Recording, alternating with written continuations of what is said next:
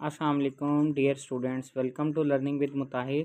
आज जो हम डिस्कस करने जा रहे हैं जी MGT 401 की असाइनमेंट नंबर 1 फॉल 2022।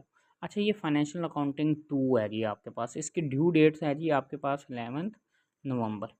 अच्छा, अब इसके अंदर बेसिकली वो जो फाइनेंशियल स्टेटमेंट, आपको जो 5 फाइनेंशियल स्टेटमेंट होती हैं, जिसमें आपके पास जो होता है इनकम स्टेटमेंट होती है, ठीक है, बैलेंस शीट होती है, फिर उसके बाद कैश फ्लो स्टेटमेंट होती है, change statement of change in equity, फिर नोट्स टू द अकाउंट्स। तो इसमें आपके पास दो फाइनेंशियल स्टेटमेंट्स हैं जिसके बारे में वो क्वेश्चन में पूछ रहा है जी।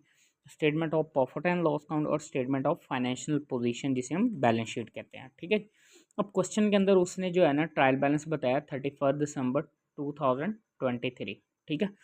अब ट्रायल बैलेंस के अंदर बेसिकली जितने भी आपके अकाउंटिंग साइकिल में जर्नल से बैलेंस लेजर में आ रहे हैं, लेजर से ट्रायल बैलेंस में, ट्रायल बैलेंस के बाद नेक्स्ट आपके पास जो है वो स्टार्ट होगी फाइनेंशियल स्टेटमेंट्स। अब यहाँ पे बता रहा है cost of sales. Cost of sales का बैलेंस गिवन है, सेलिंग कमीशन एक्सपेंस है, ठीक है। फिर कैरिज आउट, ये भी आपका एक्सपेंस है। डेप्रिसिएशन, जो ड्यूरिंग द ईयर आपके एसेट्स है ना, उनके ऊपर जो है ना वो डेप्रिसिएशन वाला एक्सपेंस चार्ज हो गया, ठीक है, उनकी वैल्यू डिक्रीज हो गई एसेट की। सैलरीज एंड वेजेस एक्सपेंसेस हैं, मार्केटिंग एक्सपेंस, ये सारे एक्सपेंसेस हैं। लेकिन जो डेप्रिसिएशन वाला एक्सपेंस है, इसके अगेंस्ट आपका कैश नहीं पे होता। बाकी जो एक्सपेंसेस हैं इनके अगेंस्ट कैश पे हो रहा है, ठीक है। बैड डेट्स, डेटर से जो पोर्शन आपने रिसीव करना था, जो पोर्शन नहीं रिसीव हुआ, वो आपके पास क्या आ गया, bad debts. Profit income statement में आ गया। रेंट एक्सपेंसेस आ गया। फिर लीगल एक्सपेंसेस आ गए। रिपेयर एंड मेंटेनेंस, ये भी एक्सपेंस है। इंटरेस्ट एक्सपेंस है। डेबिट है। टैक्स एक्सपेंस है। प्रॉपर्टी प्लांट एंड इक्विपमेंट, ये आपका नॉन करंट एसेट्स है, फिक्स एसेट है, ये आपका बैलेंस शीट में जाएगा। इनटेंजिबल एसेट, ये भी आपके एसेट्स हैं। लॉन्ग टर्म आपके लॉन्ग टर्म इन्वेस्टमेंट, ये भी आपका एसेट है, non current asset. Cash and bank balances, ये आपके पास करंट एसेट्स हैं। और ये आपके पास इन्वेंट्रीज, ये आपके पास जो इन्वेंट्री का बैलेंस गिवन है, ये आपके पास at the end of the year जो इन्वेंट्रीज का बैलेंस है वो ये है, ये आपका बैलेंस शीट के करंट एसेट्स में जाएगा। फिर उसके बाद आपके पास सेल्स है, जो इनकम है, रेवेन्यू, इसका बैलेंस क्रेडिट में होगा। तो सेल में से आपने कॉस्ट ऑफ सेल्स को माइनस करना होता है, ठीक है जी। पेड अप शेयर कैपिटल, जो कंपनी ने शेयर इशू करके जो पैसा कलेक्ट कर लिया हुआ है, वो आपके पास पेड अप कैपिटल है, इक्विटी का जो पोर्शन है। फिर उसके बाद आपके पास है जी रिटेन अर्निंग। रिटेन अर्निंग जो कंपनी के लास्ट ईयर्स के जो प्रॉफिट्स होते हैं उनको हम बोलते होते हैं, ठीक है जी। ये आपके पास आगे रिटेन अर्निंग्स, ठीक है। अब नेक्स्ट वो क्या कह रहा है, नेक्स्ट वो क्या कह रहा है कि लॉन्ग टर्म लाइबिलिटी है, बैलेंस शीट में लाइबिलिटीज में जाएगा। डिबेंचर्स, डिबेंचर्स क्या होते हैं बेसिकली, जब कंपनी जनरल पब्लिक से लोन ले और उनको सिक्योरिटी के तौर पर जो सर्टिफिकेट देती है, उसको हम डिबेंचर्स का बताते हैं, नाम देते हैं। ये लॉन्ग टर्म लाइबिलिटी होती है, नॉन करंट लाइबिलिटीज होती है। अकाउंट्स पेएबल्स करंट लाइबिलिटीज है। शॉर्ट टर्म लोन्स, ये भी करंट लाइबिलिटीज है। रिवैल्यूएशन सरप्लस, ठीक है। ये बेसिकली कंपनी का जो प्रॉफिट होता है ना, कंपनी अपने प्रॉफिट में से कुछ पोर्शन शेयर होल्डर में डिस्ट्रीब्यूट कर देती है, कुछ पोर्शन कंपनी अपने पास रिटेन कर लेती है, और उसमें से कुछ रिजर्व क्रिएट कर लेते हैं, ठीक है। अब ये जो रिजर्व जो सरप्लस जो है ना वो उसमें, ठीक है, ये आपके पास आ गए।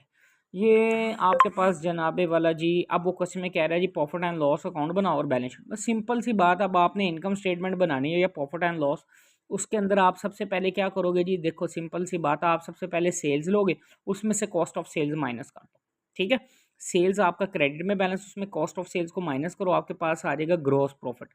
उस ग्रॉस प्रॉफिट में से आप सारे ऑपरेटिंग एक्सपेंस माइनस कर दो। ऑपरेटिंग एक्सपेंसेस कौन से है, selling commission, carriage outward, depreciation, salaries and wages, marketing expense, bad debts, rent expenses, legal expenses, repair and maintenance, interest expenses, ये सारे के सारे आप क्या कर दो, एक्सपेंसेस, ये टोटल एक्सपेंस बन जाएंगे, इन सबको माइनस कर दो। ये आ जाएगा प्रॉफिट बिफोर टैक्स। फिर इसमें से आप टैक्स को माइनस करो, ठीक है, वो आपके पास बैलेंस आ जाएगा प्रॉफिट आफ्टर टैक्स, ठीक है। फिर उसके बाद जो आपके पास बैलेंस आ जाएगा जी जनाब, वो नेट प्रॉफिट होगा। उस नेट प्रॉफिट को आपने बैलेंस शीट में पोस्ट कर देना है, ठीक है। अब बैलेंस शीट में आप एसेट्स वाली साइड की बात करें तो एसेट साइड में आपके पास प्रॉपर्टी प्लांट इक्विपमेंट आएगा, इनटेंजिबल एसेट्स आएंगे, लॉन्ग टर्म इन्वेस्टमेंट आएगी, ये सारे ऐड करो, टोटल आपके पास नॉन करंट एसेट है।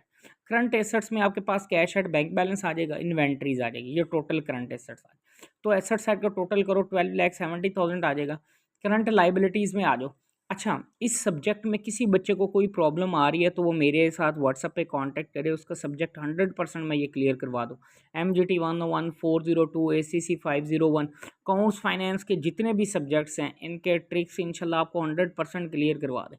इसके अलावा आपको किसी भी subject MGT, fin, MGMT, HRM, MKT, eco, इन सब्जेक्ट्स की किसी भी सब्जेक्ट की सॉल्यूशन फाइल चाहिए मिल जाएगी। प्रोजेक्ट, इंटर्नशिप रिपोर्ट में किसी बच्चे का मसला है तो वो भी डिस्कस कर सकते हैं। जॉब होल्डर स्टूडेंट्स जो हैं वो टाइमली अपनी स्टडीज़ और एक्टिविटीज़ को टाइम नहीं दे पाते, उनके लिए हम टिल फाइनल एग्जाम तक उनके बिहाफ पे सारी एक्टिविटीज़ सबमिट कर देंगे। अच्छा, नेक्स्ट देखते हैं जी लाइबिलिटीज़ में इक्विटी वाले पोर्शन में। इक्विटी वाले पोर्शन में देख लें, सबसे पहले आपके पास पेड अप कैपिटल आ जाएगा, फिर रिटेन अर्निंग आ जाएंगी, फिर उसके बाद आपका नेट प्रॉफिट आएगा जो आपने statement profit and loss account से लिया, फिर रीवैल्यूएशन सरप्लस, इनको ऐड कर लो, ये आपके पास टोटल इक्विटी का बैलेंस हो जाएगा। फिर लॉन्ग टर्म लाइबिलिटीज़ में लॉन्ग टर्म लोन भी आएंगे, डिबेंचर्स भी आएंगे। फिर करंट लाइबिलिटीज़ आ जाएगी जिसमें अकाउंट्स पेबल्स हैं, शॉर्ट टर्म लोन्स हैं, ये सारे। तो टोटल आपकी लाइबिलिटीज़ एंड इक्विटी वाले पोर्शन का भी 12,70,000। सोल्यूशन फाइल अवेलेबल है, जिस बच्चे को चाहिए ले सकता है, कॉन्टैक्ट कर ले। चैनल के साथ जुड़े रहिए, इंशाल्लाह नेक्स्ट वीडियो मिलते हैं। अल्लाह हाफिज़।